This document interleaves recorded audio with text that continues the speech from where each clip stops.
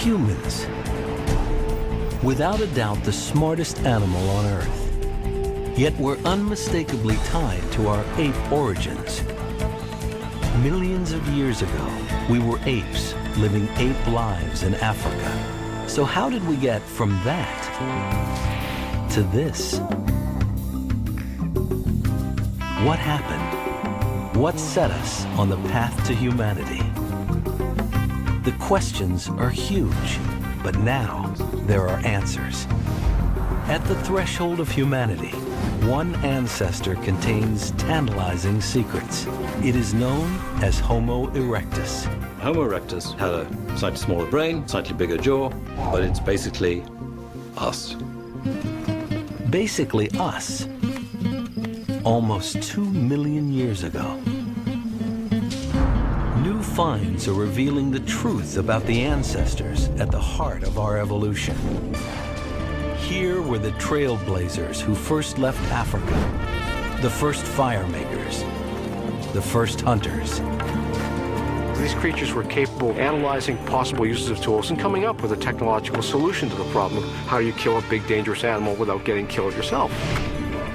Homo erectus pioneered what it means to be human, colonizing whole continents and creating the first human societies.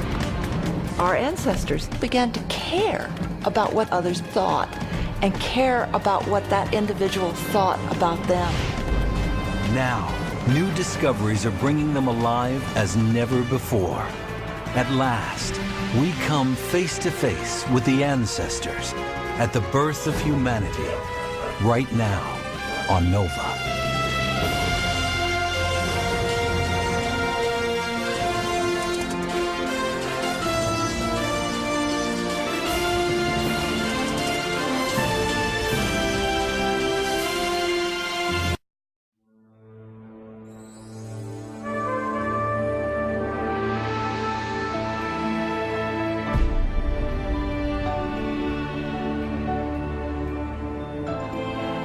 The Great Rift Valley of East Africa. 2 million years ago, these spectacular plains and canyons witnessed a mysterious event. The birth of the first ancestor we can really call human. New discoveries are revealing a creature surprisingly like us. A world traveler, a toolmaker, a hunter, tamer of fire, creator of the first human societies. Amazingly, the qualities that make us human began not with our own species, Homo sapiens. The true birth of humanity began much further back in time, millions of years ago. Imagine the entire span of recorded human history, about 5,000 years, taking us back to the Egyptian pyramids. Double it, 10,000 years, to the time when plants are domesticated and agriculture begins. Double it again, 20,000 years. Ice Age hunters are painting stunning images on cave walls, and keep doubling, 6 more times. Only then do we encounter our ancestor, Homo erectus, in Africa's Great Rift Valley.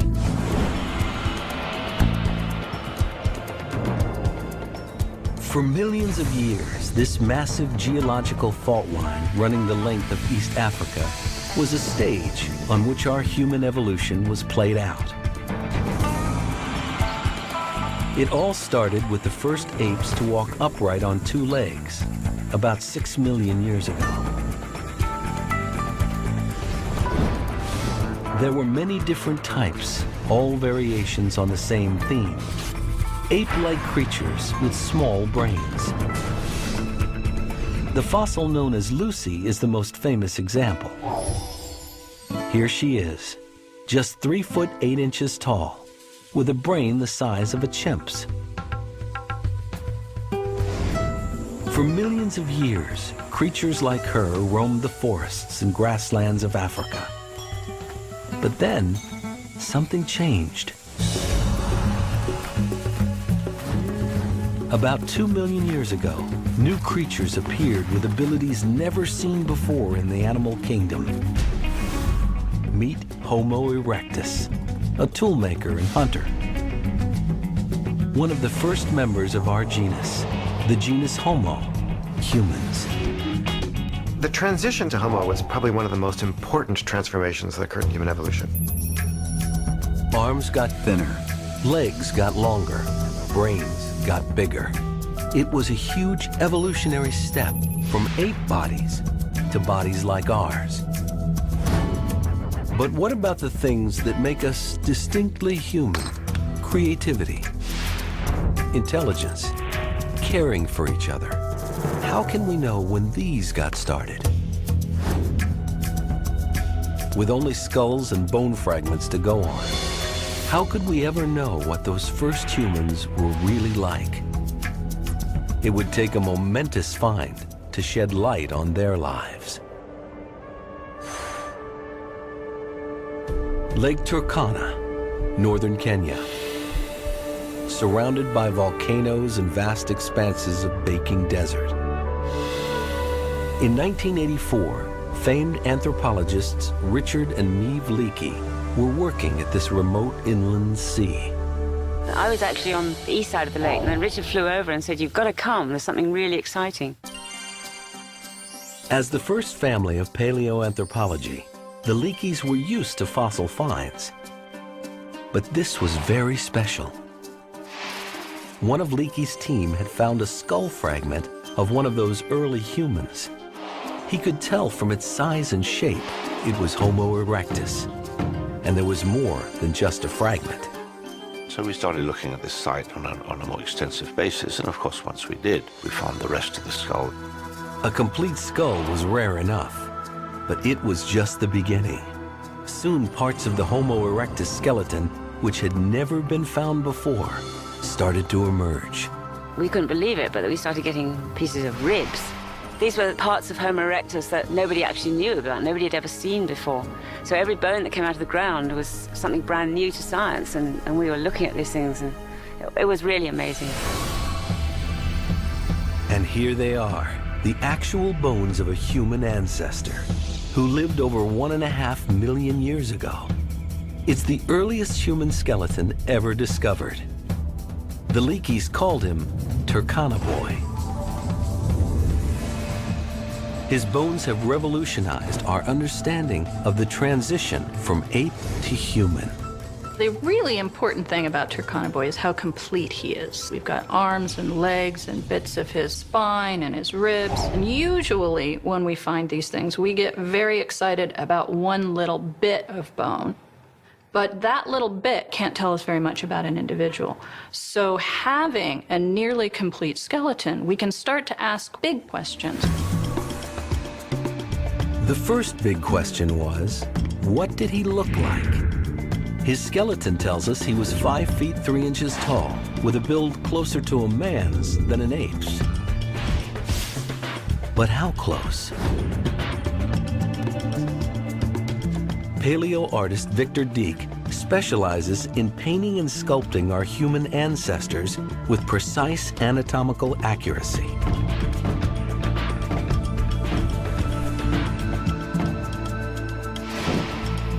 Victor's going to add Turkana Boy to his family of ancient faces. At this stage of the game, I know that Turkana Boy is not an ape. He is a very early true human. And so here we have a modern human skull. The faces are very similar to one another, but Turkana Boy's skull is a bit more primitive and has a lower forehead and a much smaller brain capacity. Victor will build Turkana Boy's face muscle by muscle, based on his studies of cadavers and modern anatomy.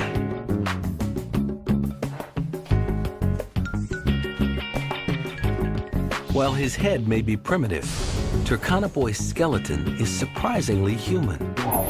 His hips are a little wider, his arms a little longer, but his overall body shape is just like ours.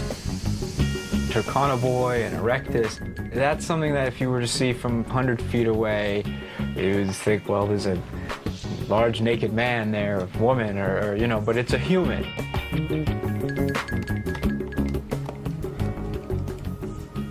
It will take Victor a week to flesh out Turkana Boy's face.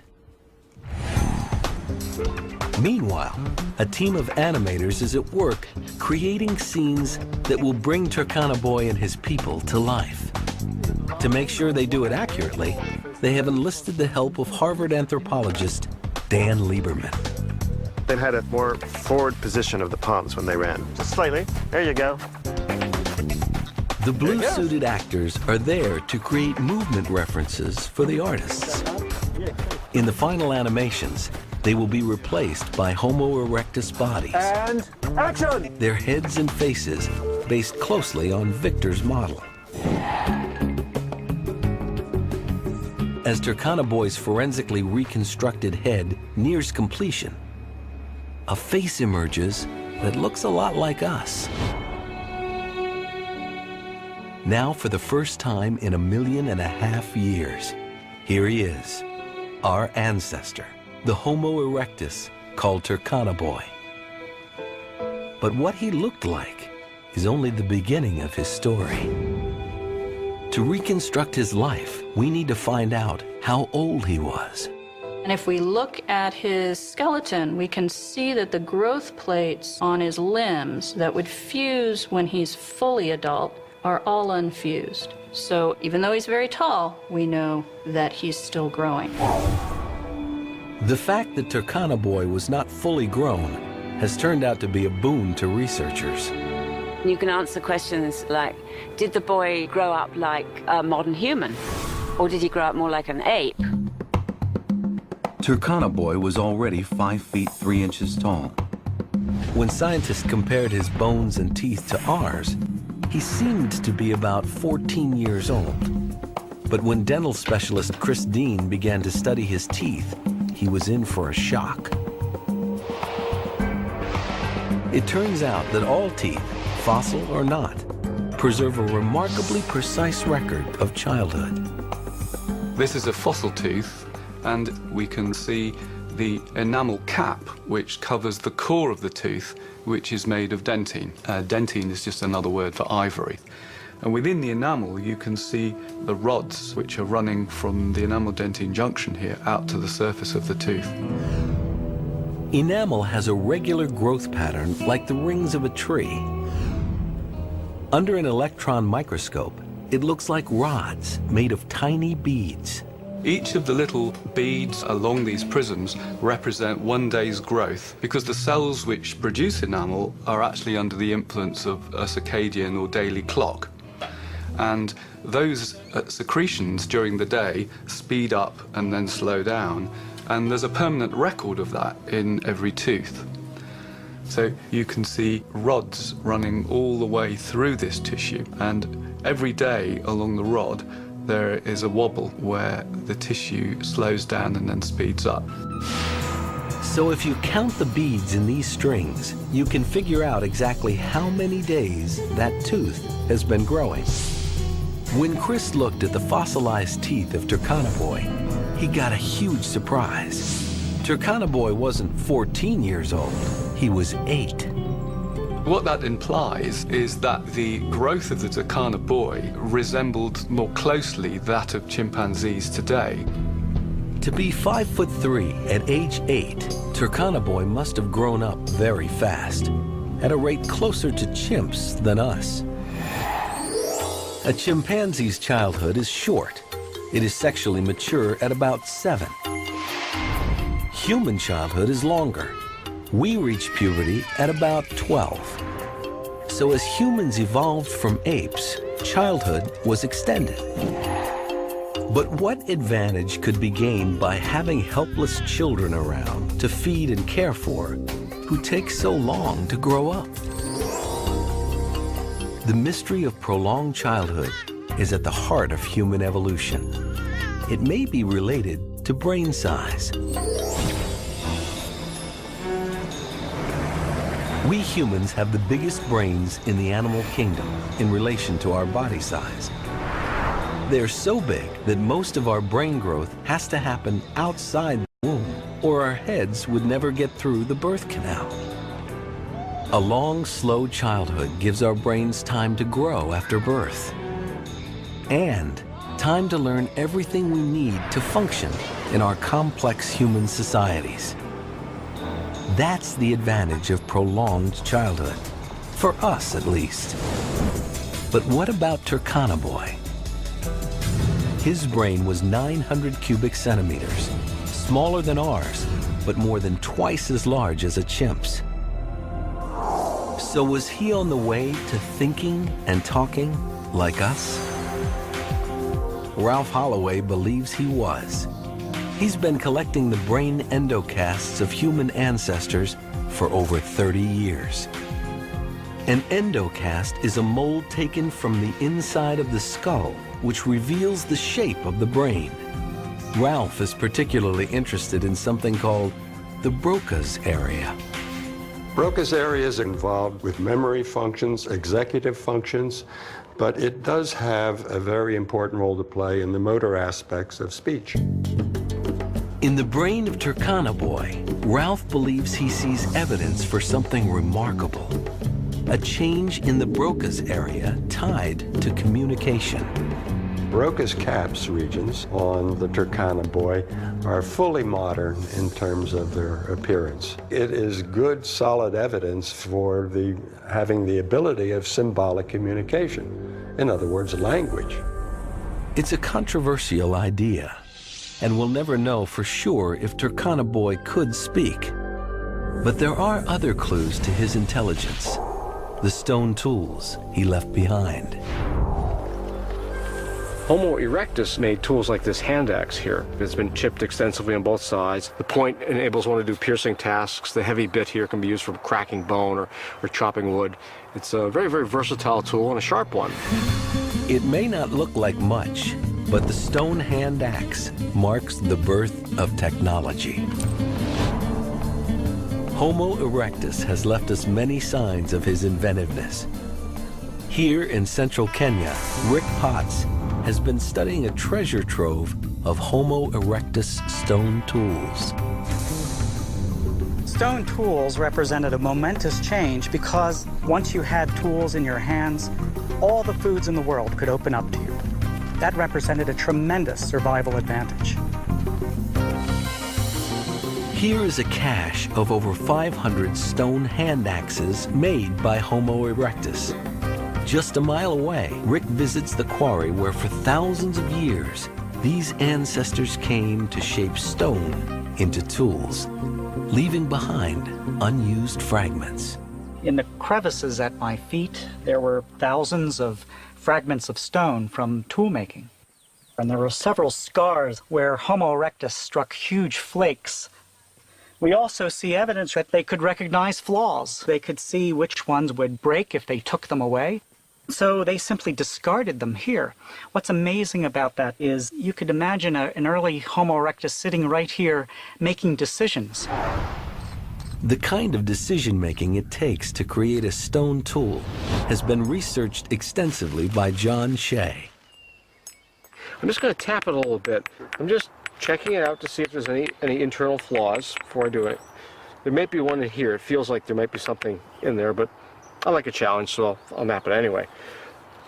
Even for an expert, making a hand axe is not easy. Yeah, there's the flaw, but we got around it. A good toolmaker has to understand the properties of stone.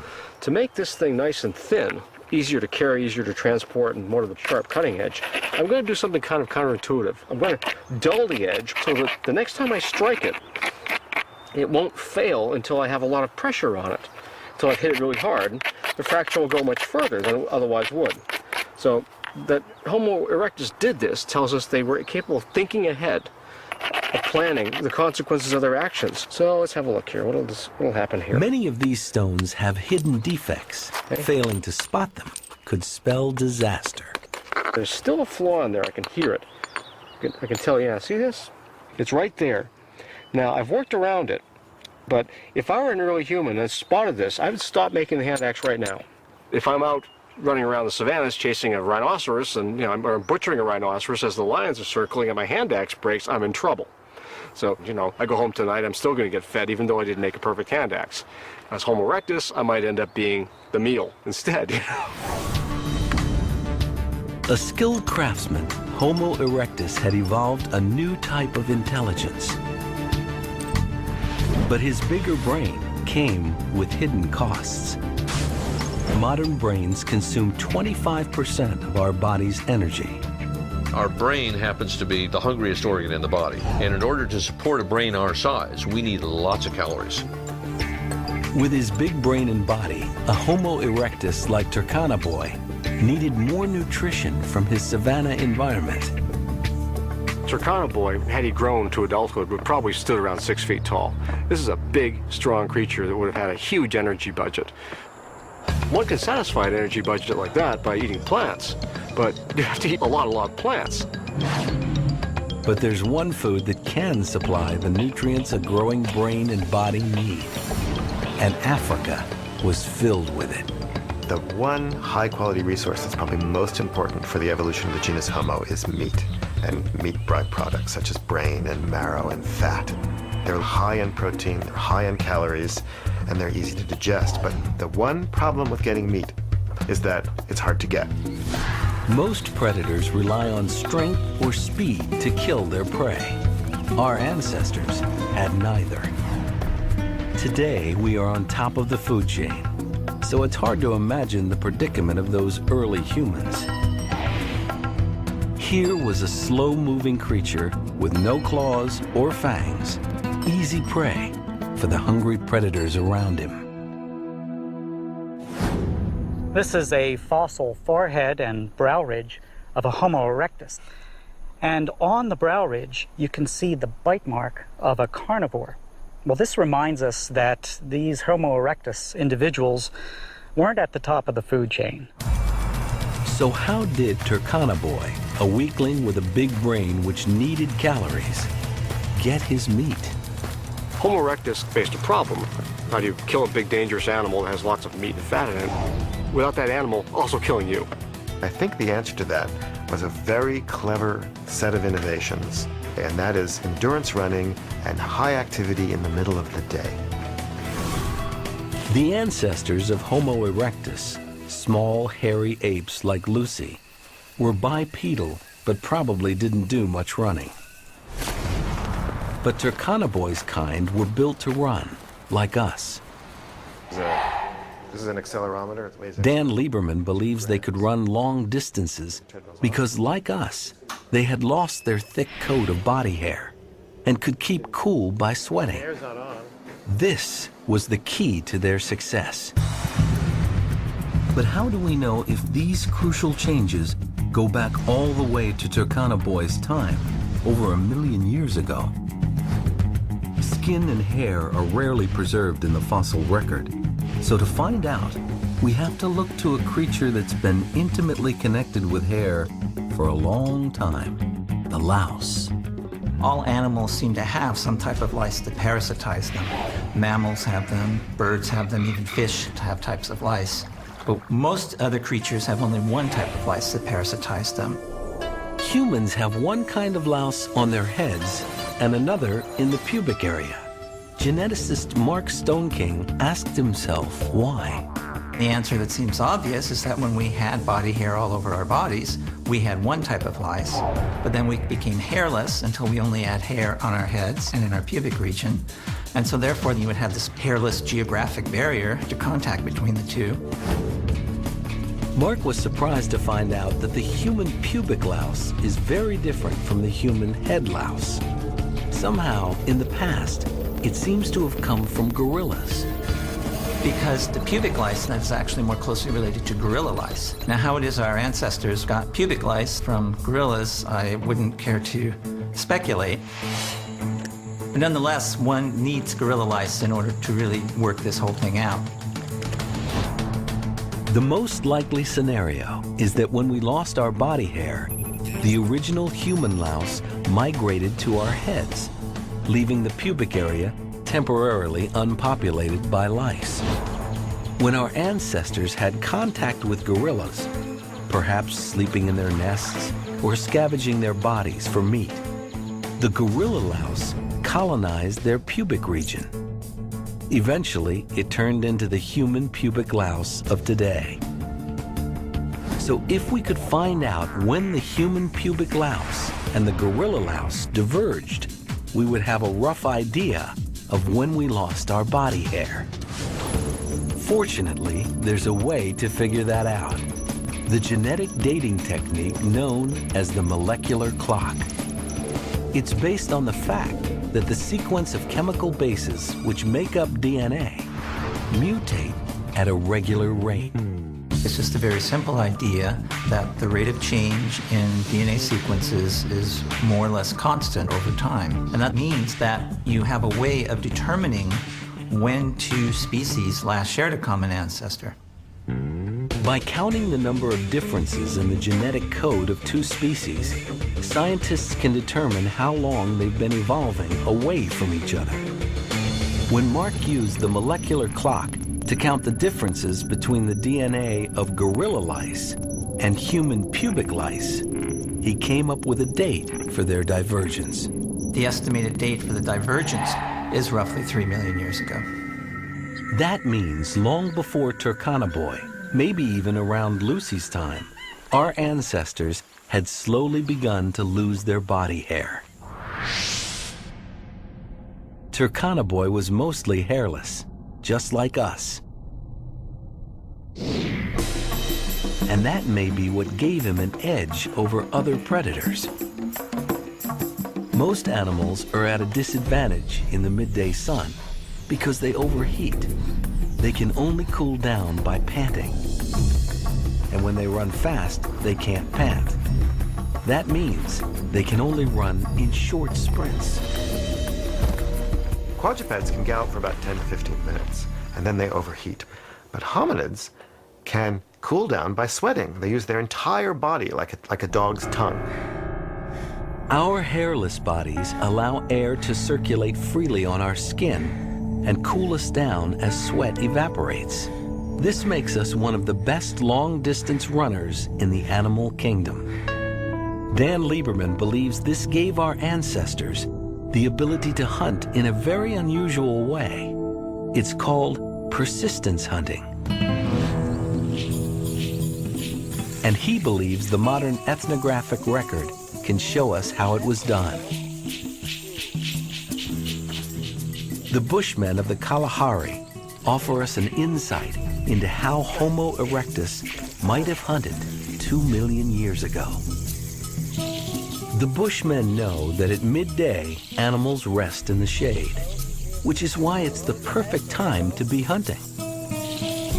Once they locate their prey, in this case a kudu, the marathon begins.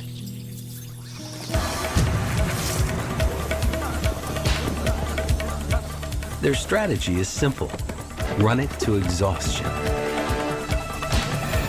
Every time the animal tries to rest, the hunters track it down and get it moving again. They never give it a chance to cool down. And the reason they can keep going is that they can sweat. So if the theory is right, the Bushman hunt may help explain how Turkana-Boy got his meat. Homo erectus had come up with an innovative way of feeding his hungry brain.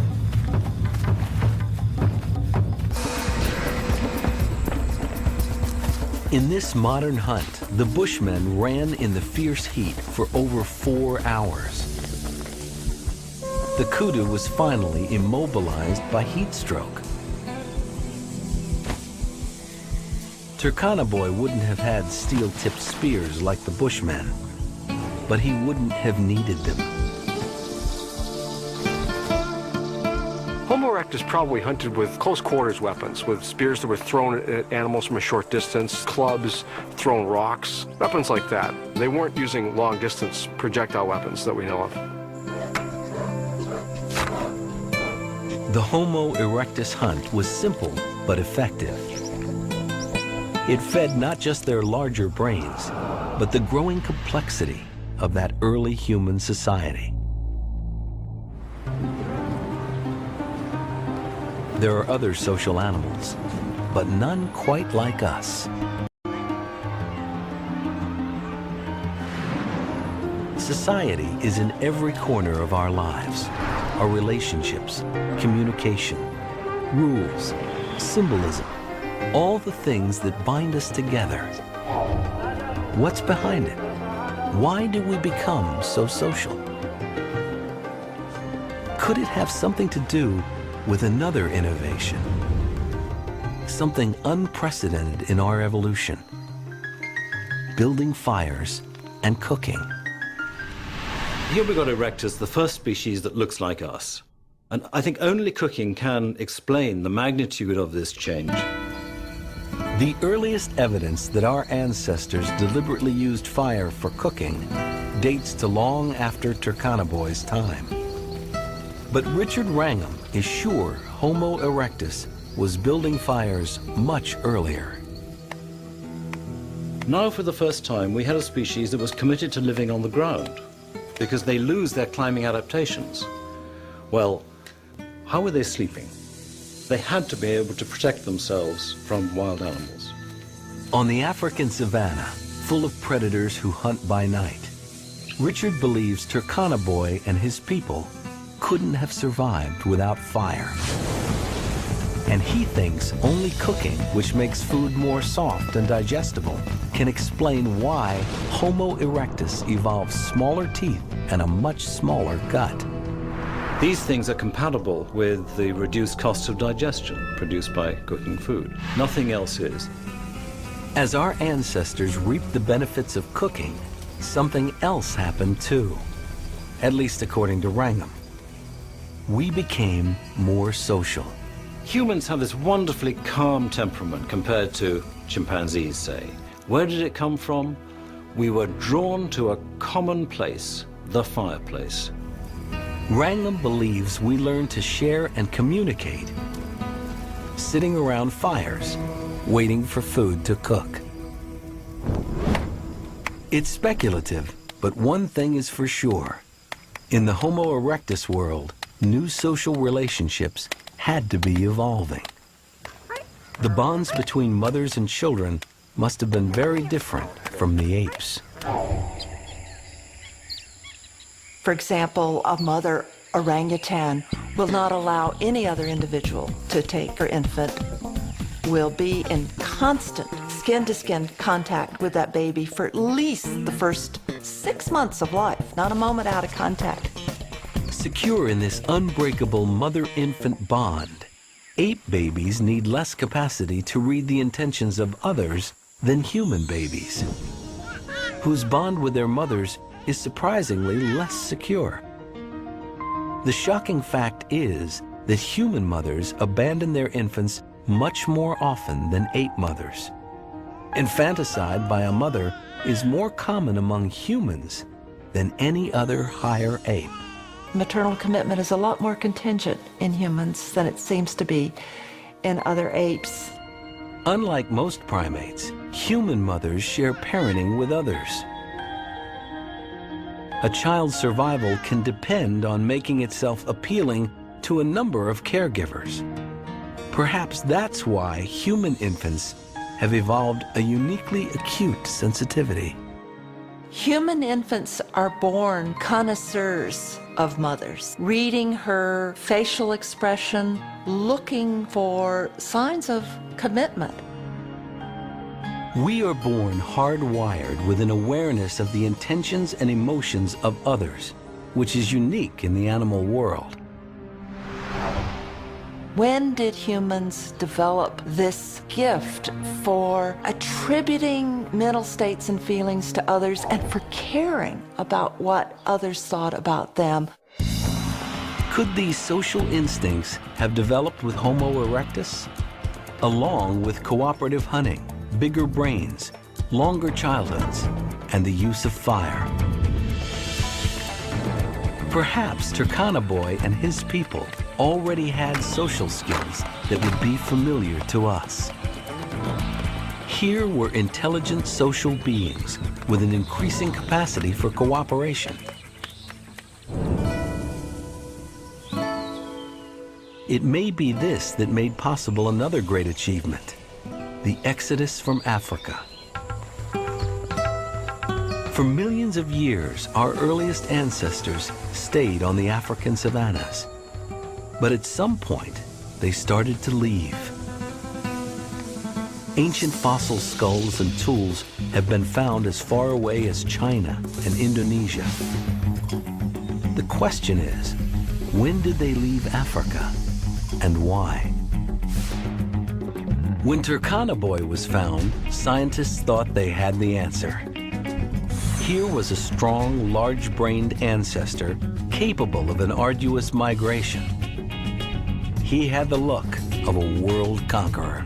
In the mid-1980s, we were thinking that a hominid like this one had left Africa, but had done it maybe about 1 million years ago. For decades, scientists believed big strapping humans like Turkana Boy left Africa 1 million years ago. But new discoveries are showing the migration may have started a lot earlier than that. Dmanisi, Georgia. The mountains and plains of the Caucasus, thousands of miles from the Great Rift Valley, had never produced any fossils of early human ancestors. But then, an astonishing discovery was made.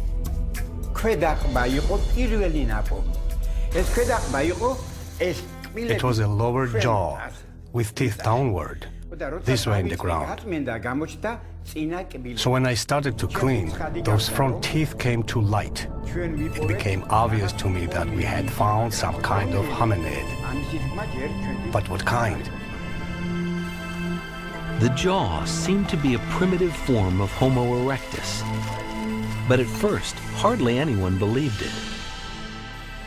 In '91, when we found this jaw, a lot of scientists were quite skeptical about it. Because it was very hard to imagine Georgia, Caucasus, to be on the map of the human evolution. Since then, Dmanisi has been put on the map of human evolution in a big way. The site has turned up a treasure trove of Homo erectus fossils. They've transformed our understanding of who left Africa and when.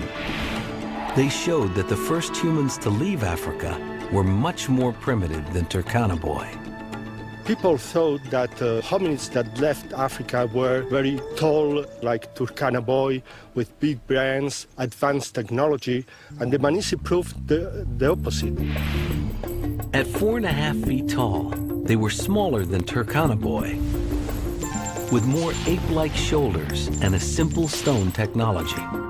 They are much more primitive, they have small brains, and at the same time they were using very primitive stone tools.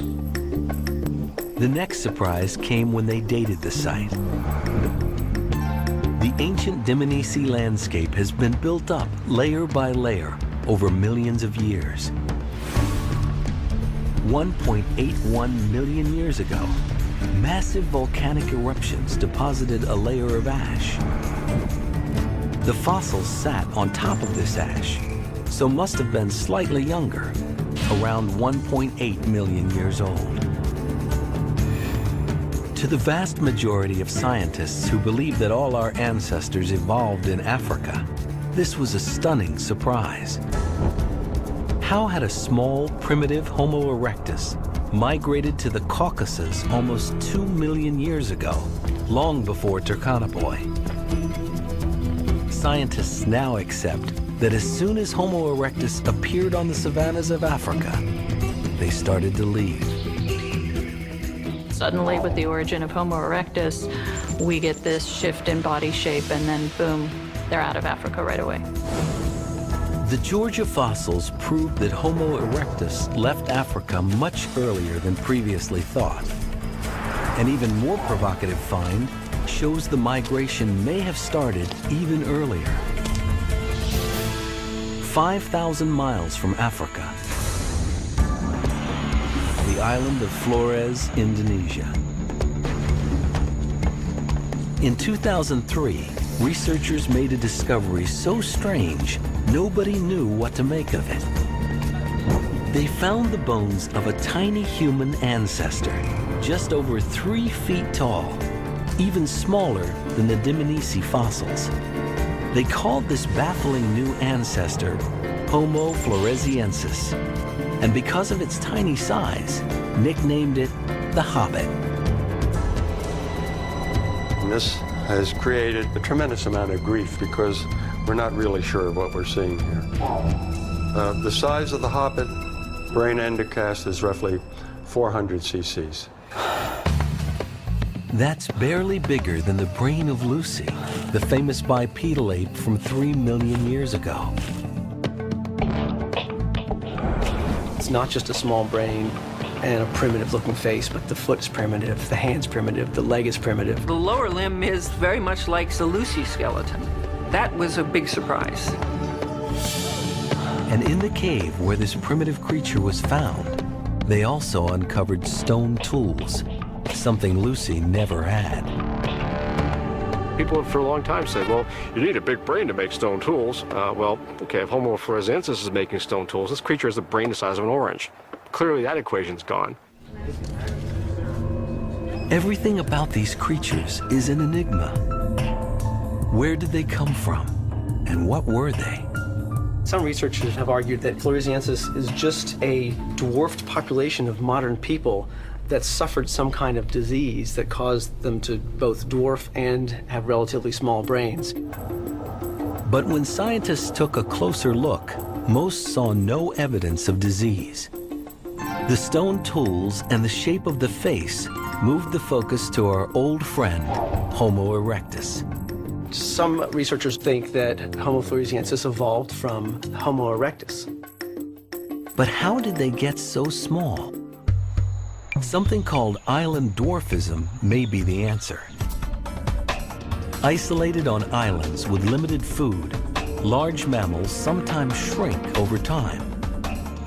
On Flores, there were once pygmy elephants the size of cows. Could the same evolutionary pressure have acted on Homo erectus to produce the Hobbit? Or was this mysterious creature descended from an even more primitive ancestor? So perhaps we're sampling a period which is at the very beginning of the Homo lineage. So whatever the Hobbit was, perhaps its ancestors were the very first wave of migration out of Africa. Some unknown creature, part bipedal ape like Lucy, and part Homo erectus.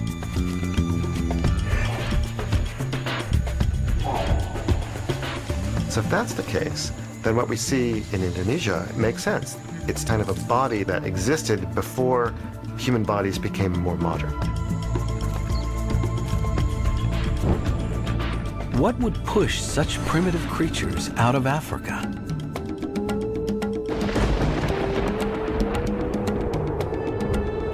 A key driving force behind the migration was probably a climate shift, which spread grasslands from Africa into Asia.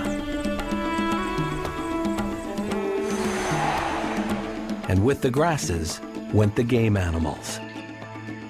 Animals are going to be moving out of Africa, and the hominids will just be keeping pace with those animals. After all, that's their livelihood. Of course, our ancestors didn't know they were leaving Africa. They just followed the animals they depended on, through the Sinai up into the Middle East and beyond. It's often been called an exodus, but it really wasn't like that. When people think of Exodus, they think of the Bible, or they think of migration, they think of Europeans coming over here to the New World. It probably wasn't like any historical migration, this dispersal of humans out of Africa. The process was probably very, very slow, much like the spread of any other animal species into new territories. You could imagine a group of Homo erectus moving their range 1 kilometer a year in one direction, and doing that continually over a long enough period of time, you can get the distance from Africa to Indonesia covered in, say, 15,000 years. By 1 million years ago, our ancestors had populated Asia from the Caucasus to Indonesia. And they were in Europe too, as a recent discovery in Spain has shown. Homo erectus had conquered the old world.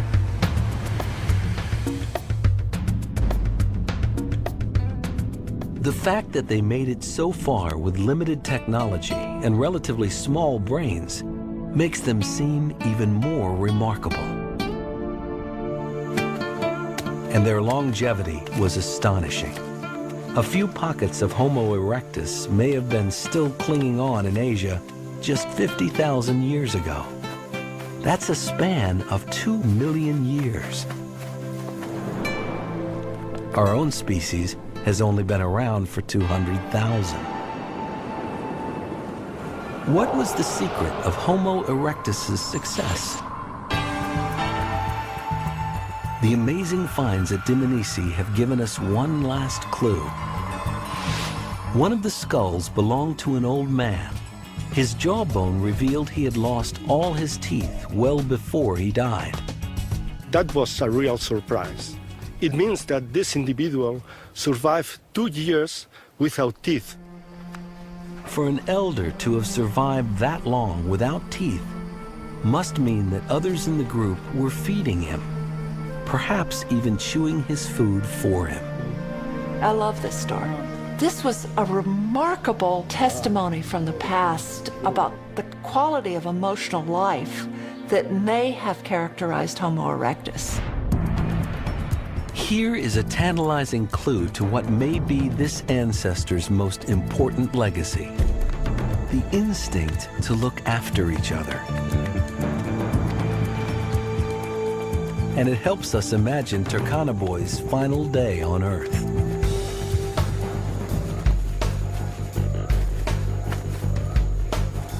In the animator's scenario, he starts the day out on a hunt. But he has trouble keeping up with the hunting party. Why? The evidence from his skeleton is that he was sick and in pain at the time he died. If we look at his lower jaw, we can see right here under the teeth that we've got a bit of an abscess and an infection. That kind of an infection could have entered the rest of his body, could have killed him. An abscess that ate away that much of his jawbone would have been agonizing. Turkana Boy is in so much pain, he's unable to continue the hunt. Knowing he would be looked after, perhaps he returned to his campsite to find comfort among the females. I think he was probably a miserable fellow, in a lot of pain and very dependent on support and handouts. So it was a species that already felt that he's one of our weaklings that, you know, we love and must protect and care for to have got him that far. But however much they may have wanted to help him, there was nothing they could do about the infection that was probably spreading through his body. From what the evidence suggests, I just always imagined him not knowing what was wrong with him. And there's a sadness to it. But ultimately from that comes this immortal being. His skeleton was so complete, it is likely he died in water, which would have protected him.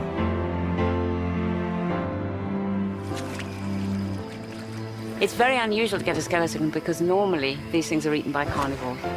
And in this case, it seems that the boy's body was washed into a swamp, and so the carnivores never saw it and never destroyed it.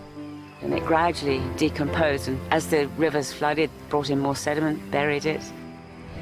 And you could see footprints of hippos that had walked all over the bones, and some of the ribs and things were standing vertically instead of lying flat on the ground. And you could sort of reconstruct the situation and how the boy, what had happened after he died and why he was complete. It was just, it really was. It was an amazing experience to see it. For almost 2 million years, his bones were preserved by the earth. Their discovery opened a window for us on an unknown world. The world of the most successful human ancestor of all time, Homo erectus. They've revealed to us that mysterious moment when almost everything human was born. Our bodies, our minds, our emotions. Think of all we've become.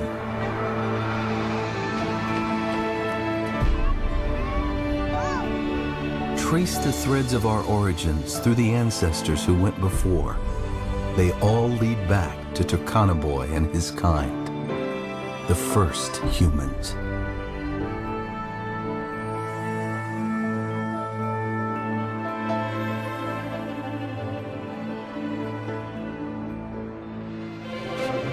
Nova's got a brand new evolution website with lots to explore about our ancestors. We want to know what you think. Bookmark it today and give us your feedback. Find it at pbs.org. Major funding for Nova is provided by the following: ExxonMobil, taking on the world's toughest energy challenges. And by David H. Koch. And discovering new knowledge. HHMI. And by the Corporation for Public Broadcasting, and by contributions to your PBS station from viewers like you. Thank you.